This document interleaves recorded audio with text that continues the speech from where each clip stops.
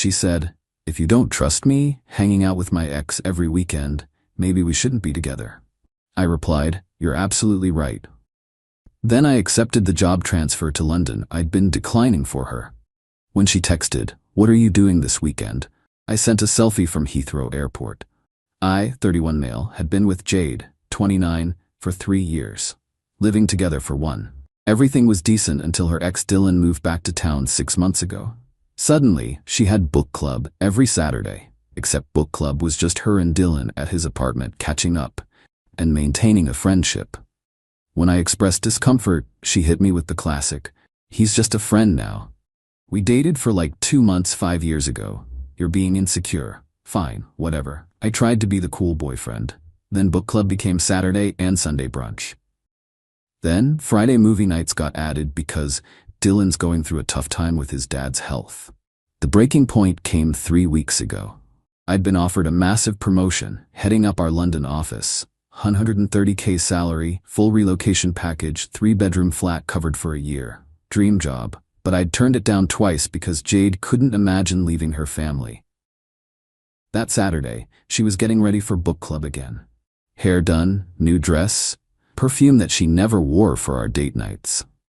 "You sure you don't want to skip today? We could check out that new Korean place." She rolled her eyes. "God, Ryan, we've been over this. Dylan and I are friends. If you don't trust me hanging out with my ex every weekend, maybe we shouldn't be together." I looked at her for a long moment. "You're absolutely right." Finally, "See, I knew you'd—" "Wait, what?" "You're right, we shouldn't be together." Her face went through about 12 expressions. "Ryan, I didn't mean—" "No, you made a good point. This isn't working." I walked to our bedroom and sent an email to my boss. "I'll take the London position. Can start in 2 weeks. Jade followed me. "What are you doing?" I was just frustrated. "You can't just—" "I'm accepting a job offer. You should probably stay at your parents' tonight, or Dylan's, your choice." "Are you seriously breaking up with me over this?" "You literally just said we shouldn't be together." "I'm agreeing." She started crying, not sad tears, angry ones. "You're being ridiculous. It's just friendship." "Cool, be friends. I'll be in London." She grabbed her purse and stormed out. "You'll regret this." 20 minutes later, my phone exploded. "Baby, let's talk about this. You can't just end 3 years like this. I'll stop seeing Dylan if it bothers you that much." "Ryan, please." "This is so immature." I didn't respond. Instead, I started packing. Update 1. The last week has been illuminating. After our breakup, Jade went straight to Dylan's. I know because she posted an Instagram story from his couch with a wine glass and the caption, "When life gives you lemons," at 2 a.m. Her best friend Mia texted me, "Did you guys really break up?" "Me?" asked Jade. She's the one who suggested it. "She says you're moving to London?" Yep. "But she told everyone you'd never leave because you're too attached to your mom." "My mom lives in Florida. I see her twice a year."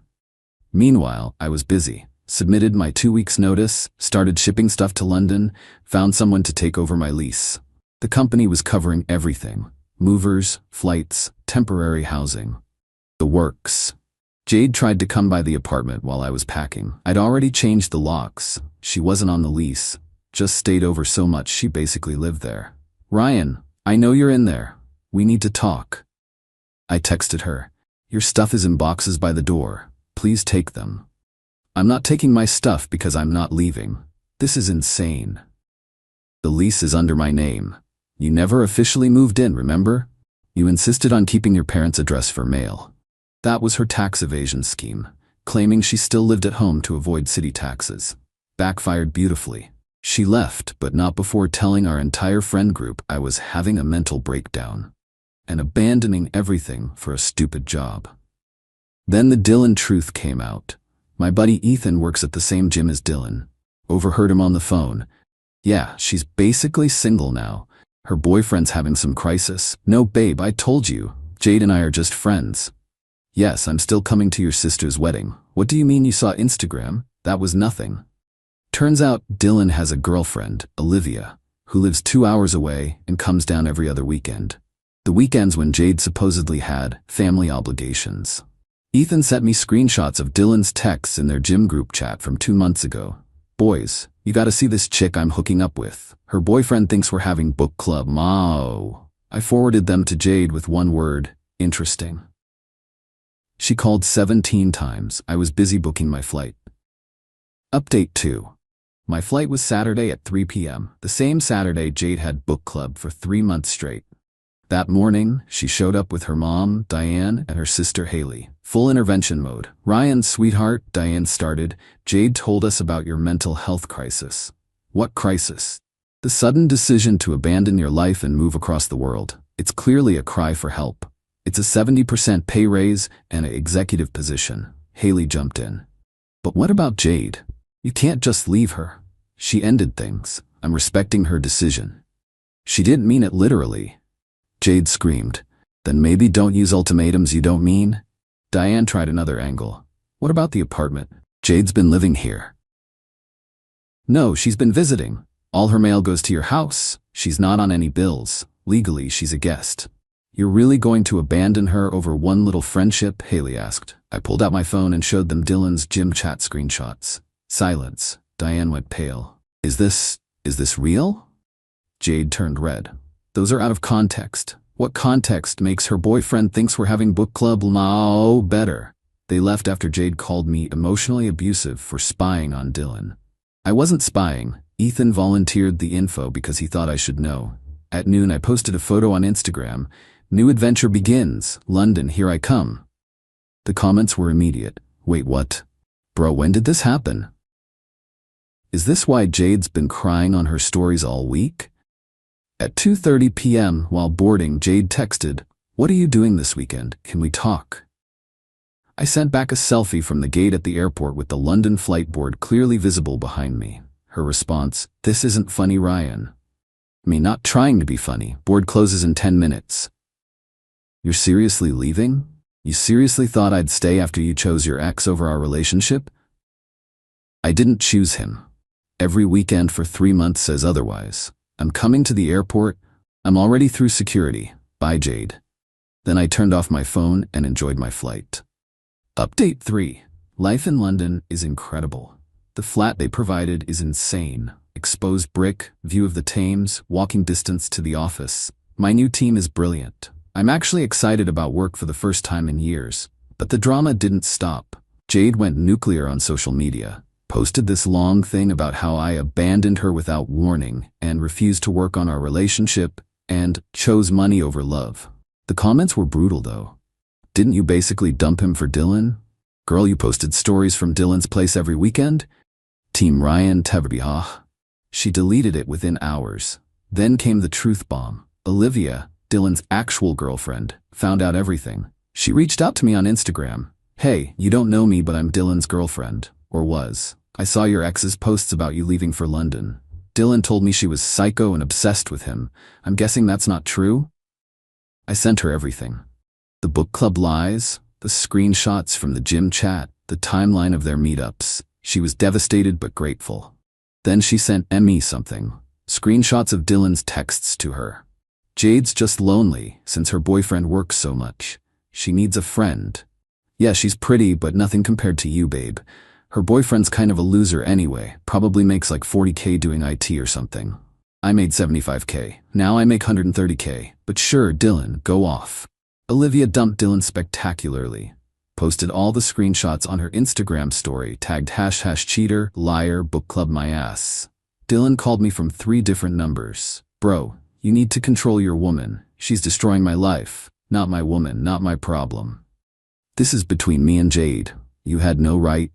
You had no right to bang my girlfriend every weekend, but here we are. We weren't. Dylan, I literally don't care anymore. I'm in London. Deal with your own mess. He tried to spin it as Jade seducing him. Jade tried to spin it as Dylan manipulating her. They deserved each other. Update 4. So Jade tried to play the ultimate card. She flew to London. Showed up at my office building. Security wouldn't let her in, God bless corporate security, so she waited outside for 4 hours until I came out for lunch. Ryan, we need to talk. How did you even? Mia follows your colleague on Instagram, saw the building in his story, stalker level expert. Jade, you can't be here. I flew 4,000 miles, the least you can do is have coffee with me. Against my better judgment, I agreed. One coffee. Public place. She looked rough. Hair unwashed, no makeup, same sweatshirt she'd been wearing in her Instagram stories for a week. I made a mistake, she started. Which one? The ultimatum? The lying? Dylan? All of it.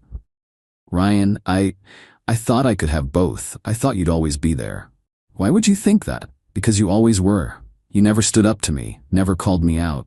You thought I was a doormat. She started crying. That's not. Jade, you told our friends I was too attached to my mom to leave. You lied about book club for months. You were sleeping with Dylan while I was turning down my dream job for you. We only slept together twice. Oh, just twice? My bad. That makes it fine then. I mean it didn't mean anything. Neither did our relationship, apparently. She pulled out her phone. Look, I've changed. I blocked Dylan. I'm in therapy. I'm working on myself. Good for you, genuinely. But I've moved on. You've been here a month. You can't have moved on. I moved on the moment you said we shouldn't be together. I just took your advice. Then she played what she thought was her ace. I'm pregnant. I laughed. Actually laughed. No, you're not. How do you? Because we haven't had sex in 2 months. You were always too tired after book club. Unless it's Dylan's? Her face crumbled. I'm not pregnant. I know. I needed you to care. I did care for 3 years. You just didn't notice until I stopped. She flew back that night, but not before sending one last manipulative text. I'll wait for you, however long it takes. I blocked her. Update 5. Remember how I said Jade would wait? Yeah, that lasted about 2 weeks. She started dating someone new, Kieran, her CrossFit coach. Posted constantly about how the right person comes when you're working on yourself, and sometimes your soulmate is at the gym all along. Mia sent me the tea. She's basically living at his place already, been like 3 weeks. Pattern's gonna pattern. But here's where it gets wild. Dylan reached out, on LinkedIn of all places. Hey man, heard you're killing it in London. Actually just got an offer there myself. Would love to buy you a beer and clear the air. This absolute walnut thought we'd be buddies now. No thanks. Good luck though. Come on bro, water under the bridge. Jade meant nothing to me. That's exactly the problem, Dylan. He took the job anyway. Guess where his flat was? Same building as mine, because of course it was. I ran into him in the lobby my second week, with a girl, who wasn't Olivia, who looked about 19. Ryan, bro, this is Qley. Qley, this is my buddy Ryan. We're not buddies, Dylan. Qley looked confused. Dylan went red. Don't be like that, man. We're neighbors now. I'm moving next month. I wasn't, but he didn't need to know that. Qley Googled Dylan that night. Found Olivia's tagged posts, dumped him via text in the building's WhatsApp group by accident instead of texting him directly. Dylan, I can't believe you're the book club cheater. We're done. 212 residents saw that message. The security guys call him book club now. Final update. Jade's relationship with Kieran exploded. Shocking, I know. Turns out Kieran was also just friends with his ex. They had workout sessions every weekend. Jade found them in a very compromising stretching position. She messaged me on WhatsApp, forgot to block her there. Now I understand how you felt. I'm so sorry. I left her on read. But the real karma came from an unexpected source. The tax thing.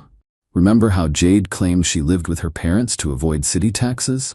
Well, someone reported her. That someone may have been Olivia, who works for the state tax department and takes fraud very seriously. Jade owed 3 years of back taxes, penalties, and interest. About $18 total. Her parents had to bail her out, but only after making her move back home for real this time. Dylan's still in London, but his reputation preceded him. The book club story spread through our industry. It's smaller than you'd think. He's been on exactly 0 dates from work events. Still calls me bro in the elevator. I still ignore him. Haley reached out last week. Jade wanted me to tell you she's sorry. She's really working on herself now. That's nice. I hope she figures it out. She also wanted to know if you're seeing anyone. Yes, I am.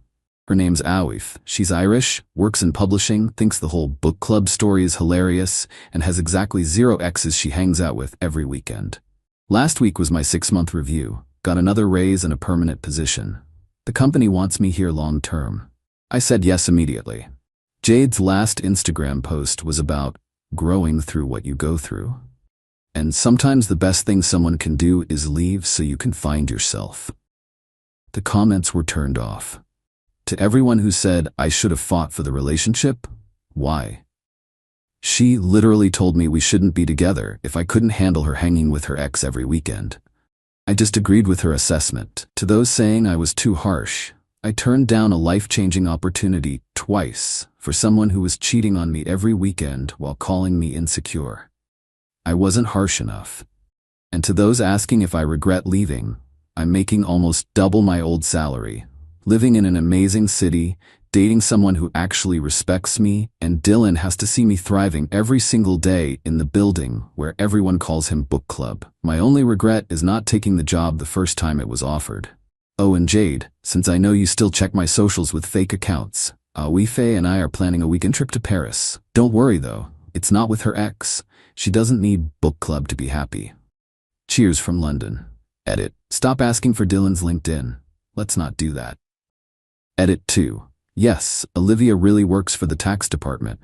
Yes, she really reported Jade. No, I didn't ask her to, but I'm not mad about it. Edit 3.